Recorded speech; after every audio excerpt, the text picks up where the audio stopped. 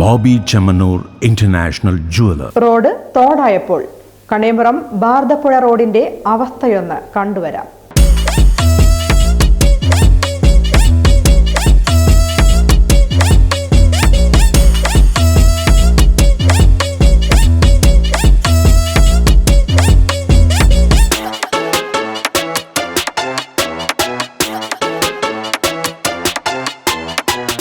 ശ്രദ്ധിച്ചു നോക്കണ്ട, തോടല്ല റോഡ് തോടായി മാറിയ കാഴ്ചയാണ്. ഇത്തരം സുന്ദരമായ കാഴ്ച മറ്റെവിടെയുമല്ല. ഒറ്റപ്പാലം നഗരസഭയിലെ കണിയമ്പുറം ഭാരതപ്പുഴ റോഡാണിത്.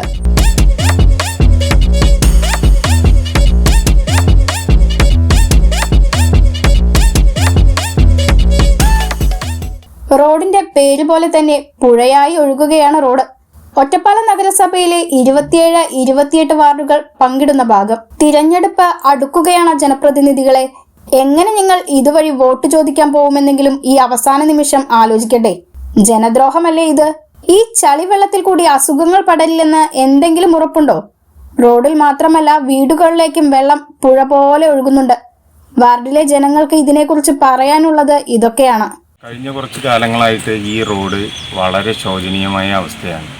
മുനിസിപ്പാലിറ്റിയിലെ അധികൃതർ പല തവണയായിട്ട് ഇവിടെ വന്നിട്ട് വിസിറ്റ് ചെയ്യുകയും ഞങ്ങളിപ്പോൾ നേരാക്കി തരാം എന്ന് പറയുക അല്ലാതെ വേറെ ഒരു കാര്യവും ഈ മുനിസിപ്പാലിറ്റിയെ ബന്ധപ്പെട്ടിട്ടുള്ള ആൾക്കാരോ ചെയ്യുന്നില്ല. ഇവിടുത്തെ ഈ രണ്ട് ഏരിയയിൽ 2 കൗൺസിലർമാരാണ്. ആ 2 കൗൺസിലർമാരും ഇപ്പം ശരിയാവും എന്ന് പറയുന്നതല്ലാതെ ഈ റോഡിൻ്റെ ശോചനീയാവസ്ഥയ്ക്ക് ശാശ്വതമായ ഒരു പരിഹാരം വേണമെന്നാണ് എൻ്റെ വിനീതമായ അഭ്യർത്ഥന.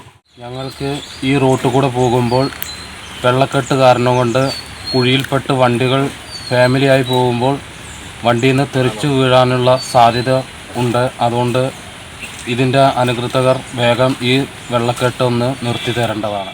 നമ്മുടെ പ്രശ്നം എന്താണെന്ന് വെച്ച് കഴിഞ്ഞാൽ ഈ റോഡിലേക്ക് മഴ പെയ്ത് കഴിയുമ്പോഴത്തേക്കും മുഴുവൻ വെള്ളമൊന്നും നിറയുകയാണ്.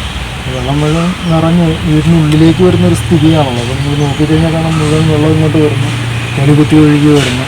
ആ ചെളി ഒഴുകി വീടിനുള്ളിലേക്ക് മുഴുവൻ കയറുകയാണ്. വീടിനുള്ളിലേക്ക് കയറി കഴിഞ്ഞാലുള്ള ബുദ്ധിമുട്ട് എന്താണെന്ന് വെച്ച് കഴിഞ്ഞാൽ ഇപ്പോൾ നിങ്ങൾ കാണാം, ഇപ്പോൾ ഒരാൾ വന്നു കഴിഞ്ഞാൽ ഇതിനുള്ളിലേക്ക് തട്ടി വീഴുന്നു, അതുള്ള സംഭവങ്ങളൊക്കെയാണ് ഇവിടെ നടന്നുകൊണ്ടിരിക്കുന്നത്. ഞങ്ങൾ പറഞ്ഞായിരുന്നു പലവട്ടം, പക്ഷേ അത് അങ്ങനെ തന്നെ തുറന്നുകൊണ്ടിരിക്കുന്നത്. അപ്പോൾ ഞങ്ങൾക്ക് വേണമെന്നുണ്ടെങ്കിൽ നിങ്ങളിവിടെ നോക്കിയാൽ കാണാം, അവിടെ കുറച്ച് സിമെൻ്റ് ഇട്ട് പൊക്കി കഴിഞ്ഞ് കഴിഞ്ഞാൽ ഞങ്ങൾക്ക് ഇപ്പോൾ ഉണ്ടാകുന്ന കഷ്ടം നമുക്ക് നികത്താൻ പറ്റും. പക്ഷെ അത് ആളുകൾക്ക് ബുദ്ധിമുട്ടുണ്ടാകണ്ടെന്ന് വിചാരിച്ചിട്ടാണ് നമ്മൾ വെള്ളം ഇതിനുള്ളിലേക്ക് പൊക്കോട്ടെ എന്ന് വിചാരിച്ചിരിക്കുന്നത്. പക്ഷെ അത് നമുക്കിപ്പോൾ ഒരു ബുദ്ധിമുട്ടായി മാറിയിരിക്കുകയാണ്. കാര്യമായ മഴ പെയ്താൽ ഇവിടം കടലായി മാറുമെന്നാണ് ജനങ്ങൾ പറയുന്നത്.